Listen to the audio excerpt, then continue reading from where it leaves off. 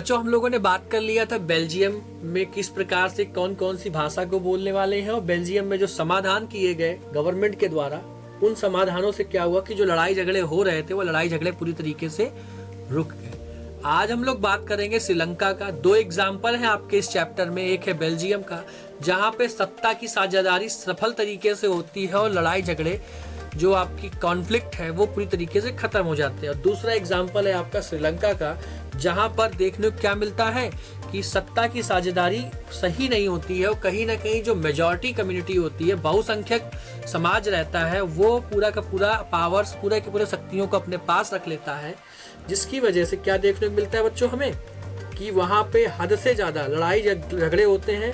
और ना केवल लड़ाई झगड़े बल्कि ये चीज़ें श्रीलंका में गृह युद्ध करवा देती है काफ़ी लंबे समय तक। ठीक है, चलिए एक एक करके चीज़ों को समझते हैं बच्चों। लिखा हुआ है श्रीलंका का भाषाई व जाति विविधता। श्रीलंका एक द्वीपीय देश है, यानी कि एक आइलैंड कंट्री है श्रीलंका, जिसकी पॉपुलेशन 2 करोड़ से कम है बेटा, ध्यान रखना। यहाँ पे 74% जो लोग हैं वो सिंहली भाषा बोलते हैं। कौन सी भाषा? सिंहली भाषा बोलने वाले लोग कितने हैं? 74% है। 18% वो लोग हैं जो तमिल भाषा बोलते हैं। और तमिल भाषा बोलने वाले लोगों को 2 भागों में डिवाइड कर दिया गया है। कौन कौन से 2 भाग हैं? एक है श्रीलंकाई तमिल, एक है श्रीलंकाई तमिल जो मुख्य रूप से उत्तरी व पूर्वी क्षेत्रों में रहते हैं। उत्तरी क्षेत्र ये हो गया जैसे कि आपका, पूर्वी क्षेत्र आपका ये हो गया। ये यहाँ पे देखने को मिलेगा कि 74% वो लोग हैं बेटा जो सिंहली भाषा बोल रहे हैं, श्रीलंका में रह रहे हैं। 18% तमिल भाषा को बोलने वाले जो लोग हैं वो रह रहे हैं। और तमिल भाषा जो बोलने वाले लोग हैं उनको 2 भागों में बांट दिया गया है कि 18% में से कुछ भाग श्रीलंकाई तमिल का है और कुछ भाग जो है वो भारतीय तमिल का है, जो कि ब्रिटिश सरकार के द्वारा चाय के बागानों में काम करने के लिए यहाँ लाया गया था, श्रीलंका में लाया गया था। ध्यान रहेगा बच्चों। आगे बढ़ते हैं। यहाँ पे समस्या का कारण क्या था, रीजन क्या था, क्यों इतनी ज्यादा हम लोग बात कर रहे हैं इन सब चीजों के बारे में, कारण जानते हैं इनका।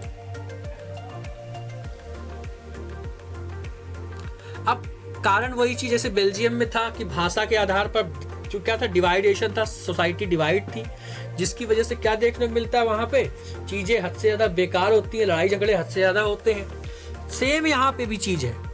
यहाँ पे जो बहुसंख्यक समाज है, जो सिंहली भाषा बोलने वाले, देखो 100 में से 74 लोग जो है वो एक भाषा को बोल रहे हैं, तो बहुसंख्यक कौन होगा? जो ज्यादा बोलने वाले लोग हैं, जो आपके सिंहली भाषा वाले लोग हैं, उनकी बात हो रही है। तो कहा जा रहा है कि 1948 में जब श्रीलंका को स्वतंत्रता मिली, बेटा ये ध्यान रखना, कब मिली? 1948 में। ये साल सीधे सीधे एग्जाम में पूछा गया है एमसीक्यू में।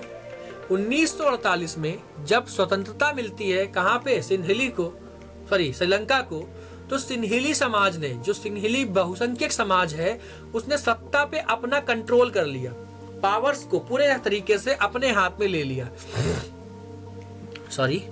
और तमिल जो थे, बेसिकली 18% जो तमिल थे, उनको ना शिक्षा का अधिकार ढंग से मिला, ना रोजगार का अधिकार मिला, राजनीति का अधिकार भी नहीं मिला, और समान अवसर भी किसी प्रकार से उनको नहीं दिए गए। जो धीरे धीरे उनके मन में एक क्या हुआ कि एक द्वेष की भावना उत्पन्न होने लगी। किसके प्रति? सिंहली बहुसंख्यक समाज के प्रति जो है द्वेष की भावना उत्पन्न होना चालू हो गई। आगे देखते हैं क्या लिखा है। श्रीलंका में सत्ता का केंद्रीकरण हुआ, सिंहलियों के पक्ष में नीतियां बनाना। 1956 में सिंहला अधिकार अधिनियम पास होता है। क्या लिखा हुआ है कि 1956 में क्या हुआ? सिंहला अधिकार अधिनियम पारित होता है श्रीलंका की संसद में, जहां पे सिंहाला जो लैंग्वेज है आपकी, उसको क्या कर दिया जाता है? उसको देश की ऑफिशियल लैंग्वेज बना दिया जाता है, आधिकारिक भाषा बना दिया जाता है। और जो आपकी दूसरी भाषा तमिल है, तमिल बोलने वाले लोग हैं, उसको पूरी तरीके से क्या कर दिया जाता है? उस क्षेत्र से बाहर कर दिया जाता है, आधिकारिक भाषा से बाहर कर दिया जाता है। और एक और भी चीज हुई इस सिंहाला अधिकार अधिनियम में, क्या कि तमिल जो लोग थे उनको नौकरियों से और उच्च शिक्षा से क्या कर दिया गया? वंचित रखने के लिए प्रस्ताव भी पारित कर दिया गया। अब और भी आगे चीज देखते, तमिल जो राजनीतिक अधिकार की बात कर रहे थे उनको वो भी नहीं दिया गया। लगातार जो तमिल लोग थे वो क्या कर रहे थे? डिमांड कर रहे थे कि उन्हें पॉलिटिक्स में भी क्या किया जाए, पर हमें हिस्सा दिया जाए, बराबर से मौका दिया जाए, वो भी नहीं दिया गया। और जहाँ पे तमिल जो लोग रहने वाले लोग हैं उनकी पॉपुलेशन ज्यादा है, वहां पे उस क्षेत्र को कंट्रोल करने का पावर भी, उस क्षेत्र को मैनेज करने की जो स्वायत्तता है, इंडिपेंडेंस है, वो तमिल्स को दी जाए, वो भी छीन ली गई इनसे। तो ये कुछ चीजें चल रही हैं श्रीलंका में, ठीक है। बहुसंख्यक जो समुदाय है वो पूर्ण तरीके से अल्पसंख्यक को यहाँ पे क्या कर रहा है, डिस्टर्ब कर रहा है। ना केवल डिस्टर्ब कर रहा है बल्कि उनके अधिकारों को भी छीन रहा है। अब ये सब चीजें लगातार जो तमिल बोलने वाले लोग हैं उनके साथ हो रही हैं। तो कहीं ना कहीं जो तमिल भाषा बोलने वाले लोग हैं कि देखा उन्होंने क्या कि देश में रहकर उनको कोई अधिकार नहीं मिल रहा, तो भैया ऐसा करो कि हमें अलग देश दे दो। श्रीलंकन तमिल्स ने क्या किया, जो तमिल्स थे श्रीलंका में रहने वाले, उन्होंने नए एक तमिल देश की बात करी, जिसका उन्होंने नाम क्या रखा, तमिल एलम नाम रखा कि हमें एक नाम, एक देश दे दो जिसका नाम हम क्या रखेंगे, तमिल एलम रखेंगे, अलग राष्ट्र बना दो तमिल बोलने वालों को। भैया श्रीलंकन गवर्नमेंट, क्योंकि सिन्हाला बोलने वाले लोग ज्यादा थे, तो उन्होंने इस चीज को भी क्या कर दिया, पूर्ण तरीके से क्या कर दिया, डिक्लाइन कर दिया, मना कर दिया। और फिर क्या हुआ, धीरे धीरे 70 से लेकर 80 के दशक में एक गृह युद्ध छिड़ जाता है तमिल और सिन्हाला बोलने वालों के बीच में। गृह युद्ध वो होता है बेटा, युद्ध मतलब क्या कि जब दो बाहरी शक्तियां लड़ रही हो, दो दूसरे देश आपस में लड़ाई कर रहे हो, एक देश है, दूसरा सेकंड देश है, आपस में लड़ रहे हो, वो होता है युद्ध।